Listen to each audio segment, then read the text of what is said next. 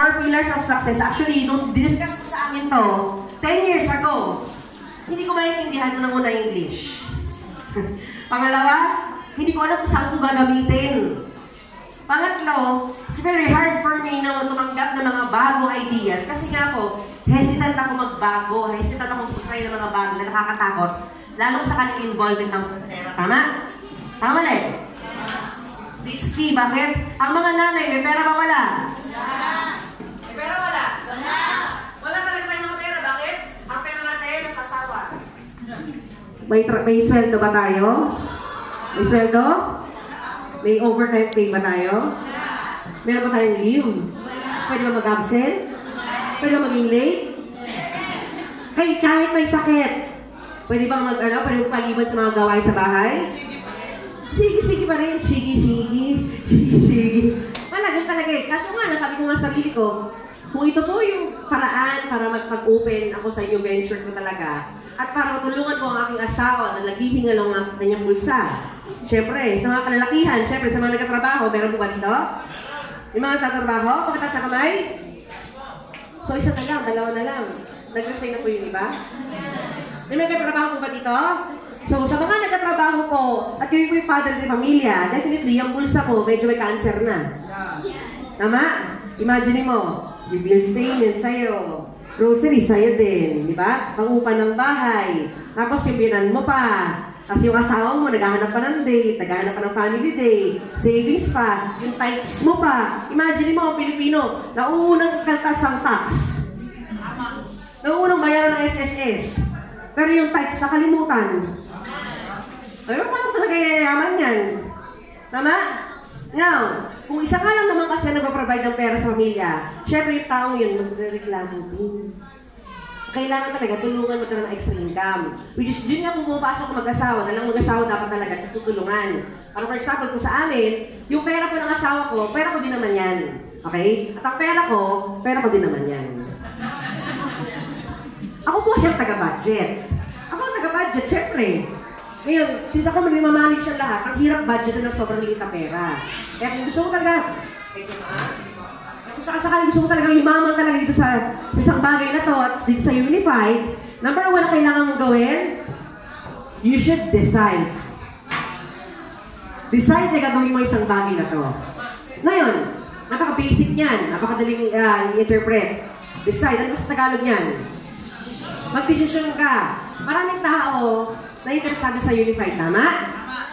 Pag nag-post ka, marami po nag-like? Yes! Pag nag-post ka, marami nag-inquire? Yes! Pag nag-post ka, marami po nagsabi, interesado ako? Yes! Marami? Yes! Iba po kasi interesado sa gusto talaga. Ngayon, ang mangyayari kasi dyan, sakali gusto mo talaga yumaman talaga, huwag ka na maging interesado yumaman, mag-decide ka talaga na gusto mo yumaman. May mga sinasabi nga kami dito eh. Pag gusto mo ang isang bagay, kunin mo. Pag hindi mo siya nakuha, ibig sabihin, hindi mo siya gusto.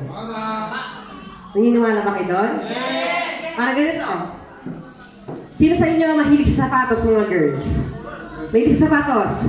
Gusto mo ng flat, gusto mo ng wedge, gusto mo ng boots, gusto mo ng open, closed, di ba? Sa mga kalalakihan, sino sa inyo mahilig na uminom ng mga branded na inumin? Black Label, Johnny Walker, yung mas Chivas Regal, di ba? Sino sa inyo? Hinahiyanay ba? Alam bakit gusto ko masabi sa'yo? Pag dumating sa punto may gusto ko isang bagay, gusto mo for example ng Chivas Regal, yan.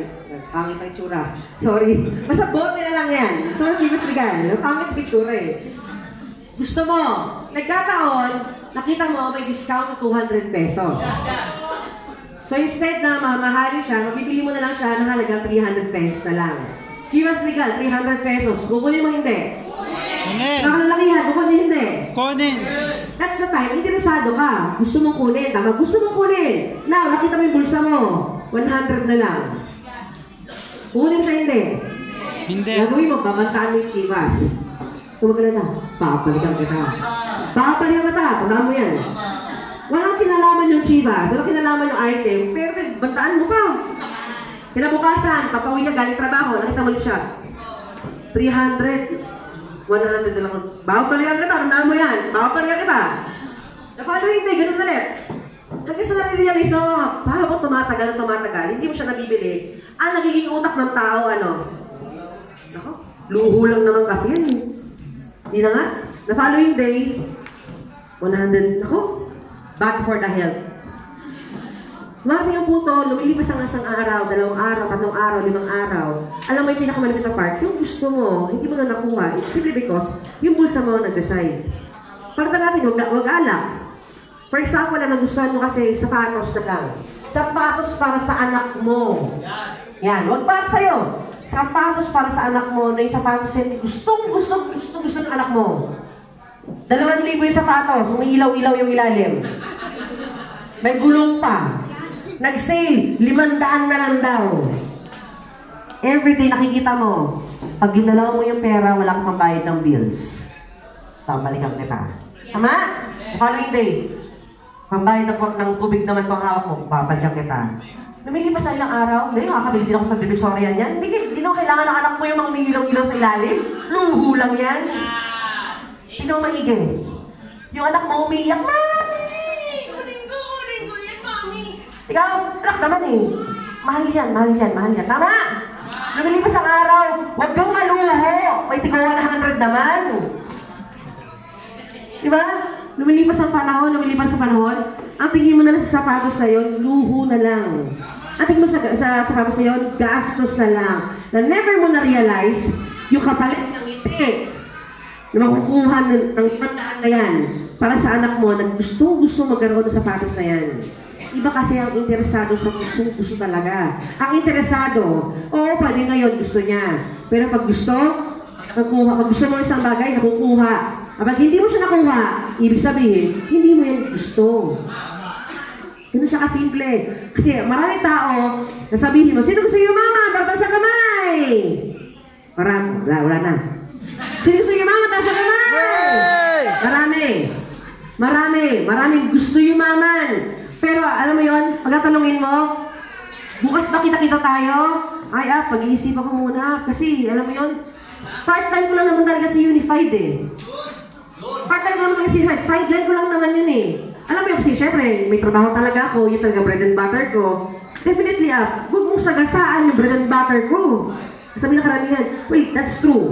At respetuhin po namin, kahit ano man ang desisyon ninyo, respetuhin namin yan. Pero kung gusto mo talagang yumaman, wala pong 50-50 sa larangan na ganito. Ang meron lang po kasi, 0% to 100%. Ilang naman yan. 0% o 100%. And apply, gusto mo bang sabihin, mag-resign ako? No! Wala akong sinasabi ganyan. Ang sinasabi ko lang, kung part-timer ka po, when you say part-time, pinagsama ang trabaho, pinagsama po yung negosyo, tama? And when you say part-time, pag nandito ka, kahit mo part-timer ka, pero yung attitude mo, full-timer, yung literal na nagdo-notes ka, nagdo-record ka, nagdo-notes ka pa, after that, lalapit sa mga applies mo, paano ginawa mo? Paano ka sabi mo kanina, in-interview mo lang ng mga applies, nagpapa-unigraph ka, alam mo yun, walang idle moment. Walang tulog moment. Lahat naman sinasabi ng mga applies mo, kulang na lang reporter, datingan mo, bigyan mo nga ako ng tip, paano ba talaga gagawin yung negosyo? Gina-record mo pa? Yes. Part-timer ka. But yung attitude mo, full-timer. At yun ang kailangan namin. At hindi naman lahat po kasi ng mga full-timer, alam mo yan, may mga full-timer naman kasi tayo dito na walang trabaho, na kung saan, ang attitude, part-timer. Pupunta na lang ako dyan, apply kung sakasakali magaling ang speaker. Anong nangyari? Pupunta na lang ako dyan, apply pag yung speaker ay gusto ko. Sa iyo, nakakantok yan eh. Di ba? Pupunta na lang ako dyan, apply pag sakasakali may invite ako. Nangyari? Sayang ang pumasahe. So dapat, pupunta na lang ako dyan, pag may invite ako. Pupunta na lang ako dyan, apply pag may pay-in ako. Pag wala akong pay-in, wala ako dyan. Ang malapit na nakakatawang part, apply! Asikasuhin mo nga yung guest ko. Nandiyan na siya ngayon. On the way na. Yan dyan na. Ang lapit na. Apply na siya ka ba? Nasa Cavite. Apply, bilisan mo. Cavite ka pa? Bilisan mo! GR! Tama. Maraming wala right now. Maraming full-timer. Kaso nga yung attitude part-timer ay I'm suggesting if you want success, if you really want success in life, if you really want success in life, huwag mo siyang iasa sa ibang tao. Tama! Jar. Sarili mo, aasahan mo dyan. Kahit anong mangyari. Mahirap talaga pagsabayin. Ang dalawang bagay, lagi sinasabi, you cannot serve two masters at the same time. That's true. That's very true. Mahirap kasi talaga. Kaso nga lang, pag gusto, may pag ayaw, maraming ang schedule po namin, way back nung nagsisimula kami sa network, gusto nyo marinig? Yes! 7 to 5 po ang klase ko sa Fatima. That time kasi, first time ko mag-network, I was 21 years old. Fast food group po ako sa SM Marilao. At the same time, nag-aaral po ako that time. At bilang isang panganay na sa apat na magkakapatid, ako po ang bahala sa mga kapatid ko pa. 7 to 5 ang klase ko sa Fatima.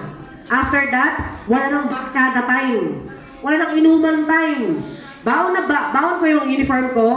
Tatakbo na po ako niyan. 5:30 up to 9 o'clock PM. Ako na po yung nagtatrabaho sa SM Marilao sa fast food crew.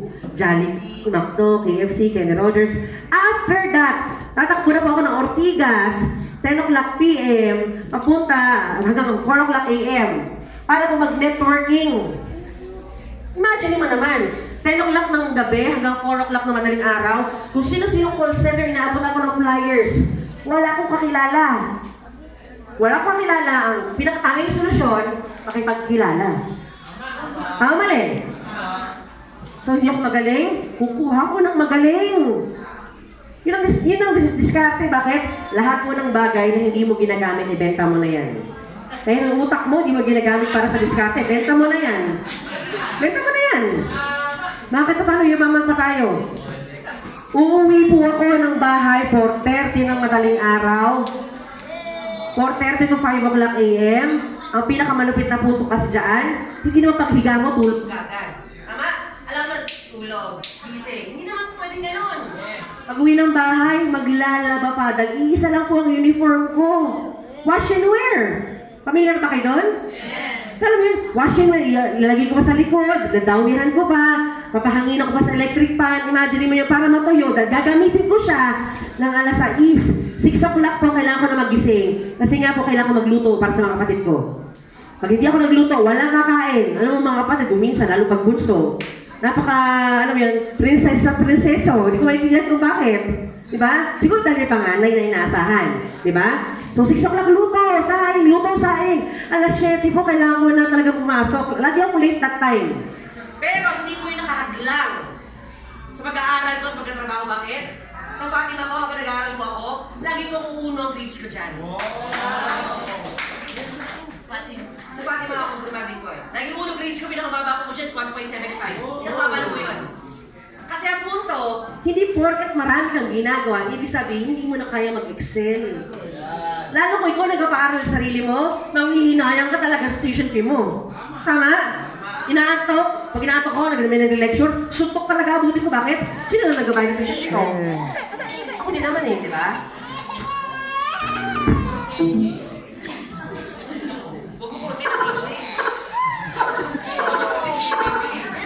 Ngayon, sa pagkatrabaho, mahirap mo magtrabaho that time. Bakit? Lulugo-lugo, zombie. Pero crew of the month lagi every month. Hindi ko sinasabi ito para pagmayabang sa'yo. Parang gusto ko sabihin, mahirap siya, pero may nakakagawa. So never mo pwede sabihin, imposible. Never mo pwede sabihin na imposible, hindi yan kaya. Kaya ko yan, mahirap nga lang. Okay? After that time, nag-network po sa Ortigas ka po. Kausap. Lahat tinatanggihan. Lahat talaga alam mo, iniiwasan. Mga kaibigan ko, nagkatawanan ako. Lagi sila sabi sa akin, ano ba yan, Nelly? Mag-nurse ka na lang. Hindi, alam mo yun, yung damit ko na all white, naging all gray. Nakakasarap ako kung may mga katabi ako nag-yos that time. Yung stockings ko, nabubutas. Alam mo yun, nakakasarap, alam mo, may nabukasan, pero hindi ko may nakapagpapigil sa amin. Bakit? Nag-decide kami na gusto namin maging successful sa buhay. No turning back. No turning back. Kasi alam mo, pinakamasirat ang punto sa lahat, hindi ka makapag-decide. Kung gulo-gulo ang utak mo, hindi ka makapag-focus. Yun po ang pinakamahirap sa lahat. Wala ka pong matatapos. Pag nag-decide ka, apply gusto ko na yumaman, start ng araw mo pagpapayaman, day 1 pa lang, decide ka na kagad, puro pagpapayaman yan. Walang chismis, walang negative stories, lahat po ng mga negative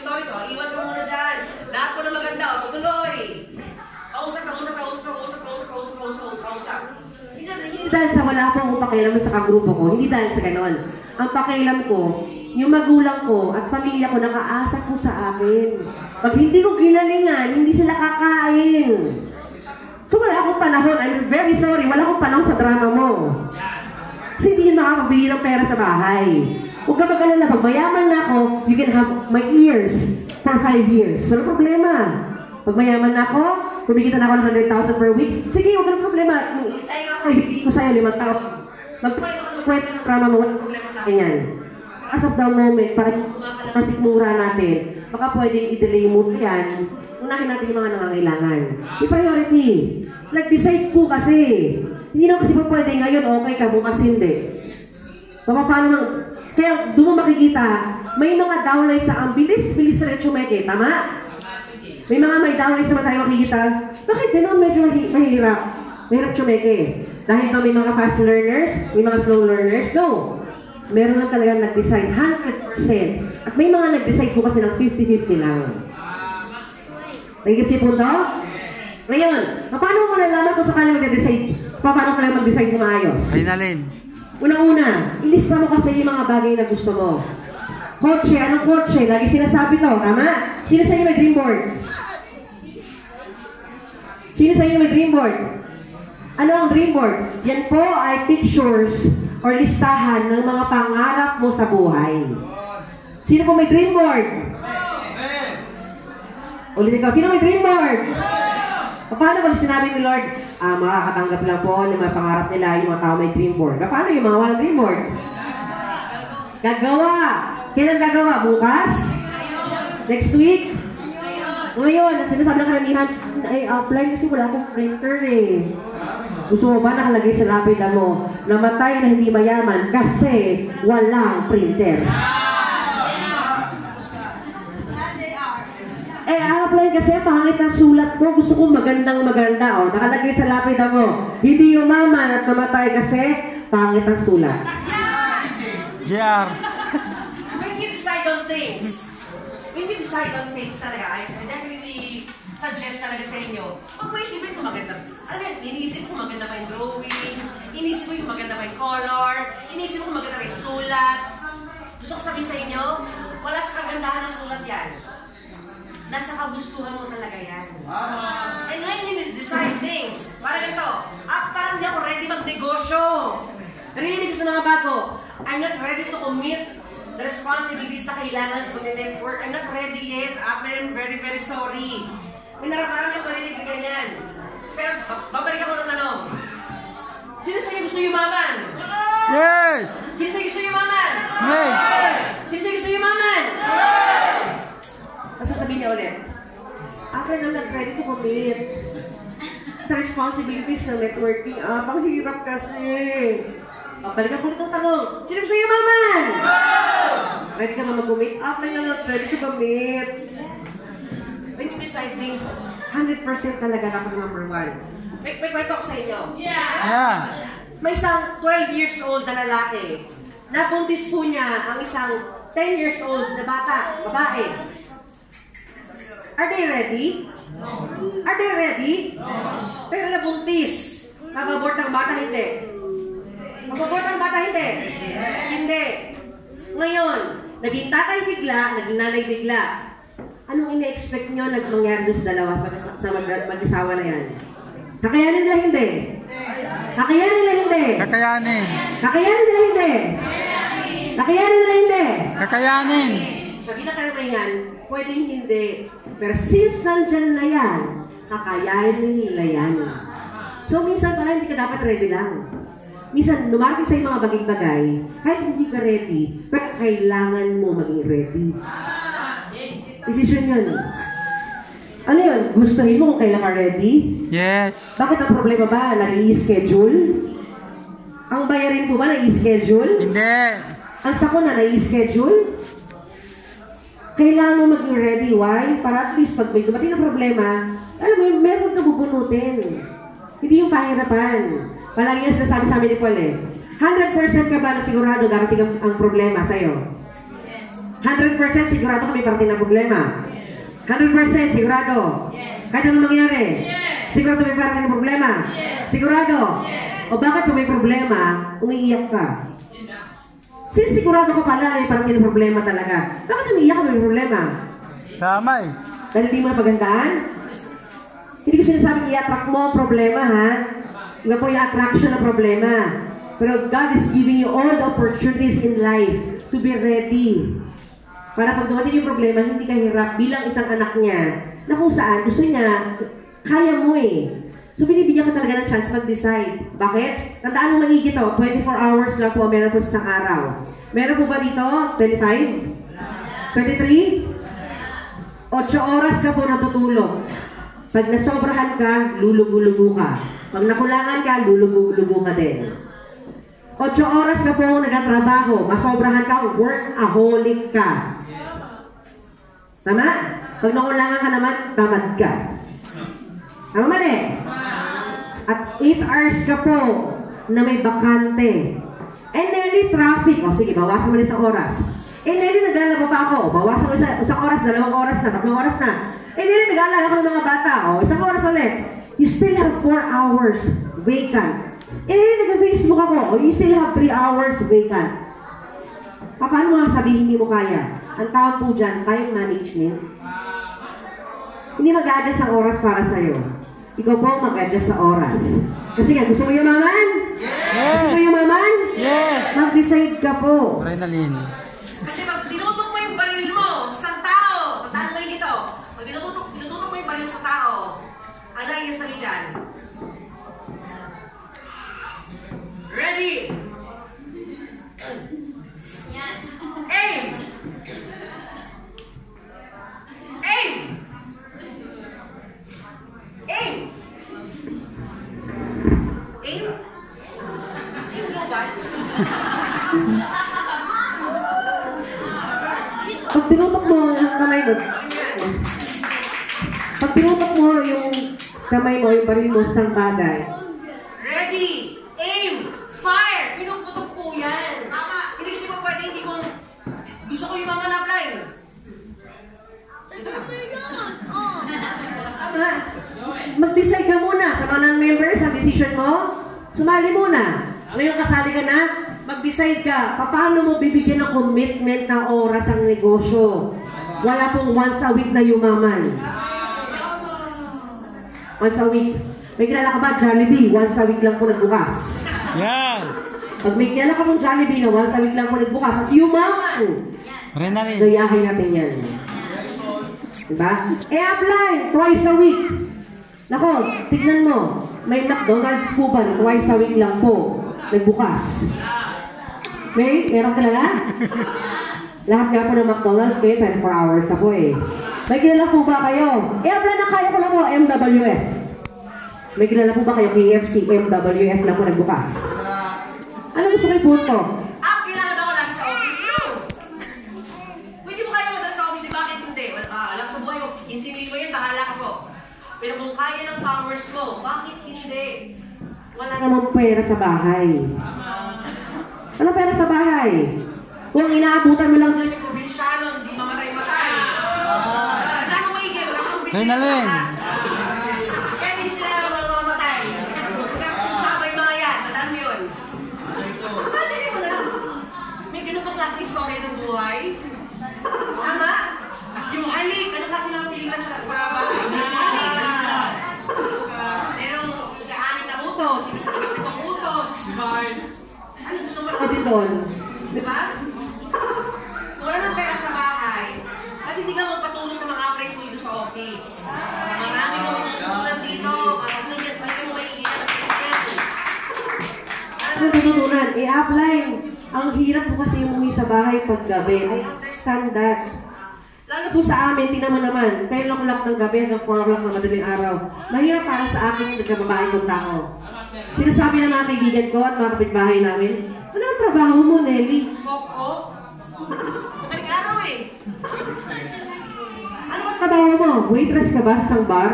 Tapos lagi ka pa naka-high heels, kailangan pa lagi naka-makeup. Alam mo yun, may mga folder ka pang hawak lagi. Ano bang yan? Recruiter ka na ba? Diba? Alam mo yan? I pay them no mind. Why?